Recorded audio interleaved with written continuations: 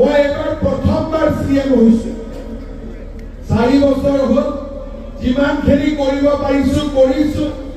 মই ৰাইজক কৈছো যে ৰাইজ ভ্ৰাম্যমান থিয়েটাৰ হোৱাৰ আগতেতো নৃত্য নাটিকাও হয় এই 5 বছৰ মাত্ৰ নৃত্য নাটিকা আৰু অহা 5 বছৰত আচল নাটক হ'ব গৈ আছে অসমত আৰু দুগুণ তিগুণ উন্নতি হ'বলৈ গৈ আছে শ্ৰদ্ধাৰ ৰাইজ আমি একেলগে থাকিব লাগিব মোদী ডাঙৰীয়াৰ হাত শক্তিশালী কৰিব লাগিব পেহেলগামৰ ঘটনাৰ কথা আমি সকলোৱে শুনিছো পাকিস্তানৰ উগ্ৰপন্থীয়ে নিৰীহ মানুহক হত্যা কৰিছে আমি ভাৰতীয়সকল এক হৈ থাকিব লাগিব আৰু এক হৈ থাকি আমি পাকিস্তানক উত্তৰ দিব লাগিব আজি কংগ্ৰেছ দলৰ মাজত এনেকুৱা সংসদো আছে যোনে নেকি পাকিস্তানত মনে মনে গৈ 15 দিন থাকি আহে কংগ্ৰেছৰ মাজত সংসদ আছে যাৰ পৰিবাৰে ভাৰতত কাম কৰে আৰু টকা লৈ পাকিস্তানৰ পৰা আৰু যোনে নিজৰ ল'ৰা ছোৱালীকো ভাৰতীয় নাগৰিক অসমীয়া নাগৰিক নকৰে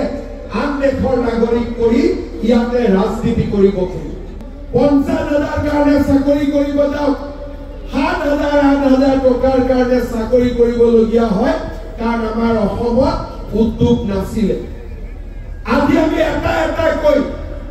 অসমত উদ্যোগৰ পৰিৱেশ সৃষ্টি কৰিছো গুলিকাণ্ডবিলাক নোহোৱা হ'ল বোমা বিস্ফোৰণ নোহোৱা হ'ল আন্দোলন নোহোৱা হ'ল আজি বিকাশে অসমৰ আকাশলৈ সূৰ্যৰ নতুন পোহৰ লৈ আহিছে মই বিশ্বাস কৰো এইখন অসমত যদি আমি এনেধৰণে আগুৱাই লৈ যাব পাৰো আমাৰ অসমখন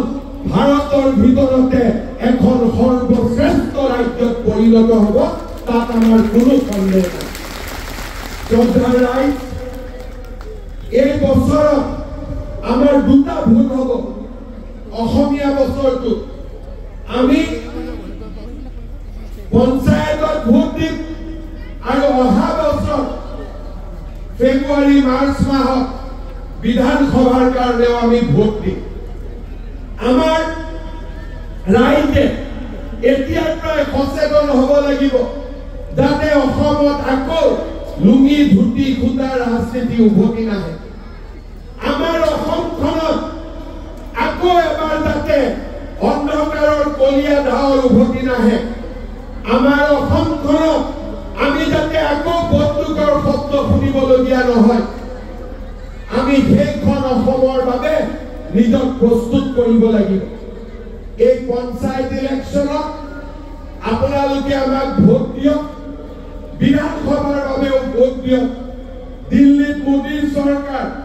দিছপুৰত বিজেপি পঞ্চায়তত বিজেপি ট্ৰিপল ইঞ্জিনৰ চৰকাৰ অসমৰ উন্নতিৰ ৰেলগাড়ী 120 স্পীডত দৌৰি থাকিব তেনেধৰণে আমি আমাৰ ৰাজ্যখনক আগুৱাই লৈ যাব লাগিব অলপ আগতে মই বিশ্বনাথত আছিলো মই এবাৰ প্ৰথমবাৰ সিএম হৈছো 4 বছৰ হ'ল যিমানখিনি কৰিব পাৰিছো কৰিছো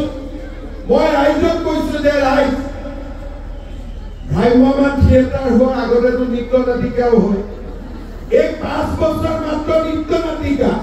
আৰু অহা 5 বছৰত আচল নাটক হ'ব গৈ আছে অসমত আৰু দুগুণ তিগুণ উন্নতি হ'বলৈ গৈ আছে শ্ৰদ্ধাৰ ৰাইজ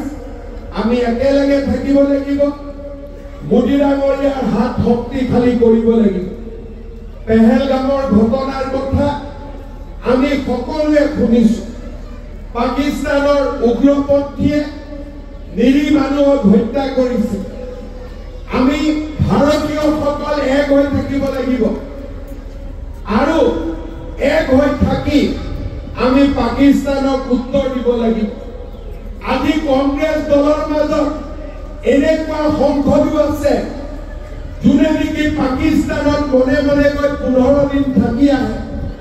কংগ্ৰেছৰ মাজত সংসদ আছে যাৰ পৰিবাৰে ভাৰতত কাম কৰে আৰু টকা লৈ পাকিস্তানৰ পৰা আৰু যোনে নিজৰ ল'ৰা ছোৱালীকো ভাৰতীয় নাগৰিক অসমীয়া নাগৰিক নকৰে আন দেশৰ নাগৰিক কৰি ইয়াতে ৰাজনীতি কৰিব খোজে। আপুনি বিচৰা বাতৰি পাব কেৱল নিউজ 18 এপত। নিউজ 18 এপ ডাউনলোড কৰিবলৈ স্ক্যান কৰক এই QR কোড। গুগল প্লে ষ্টৰতো পাব এই নিউজ 18 এপ।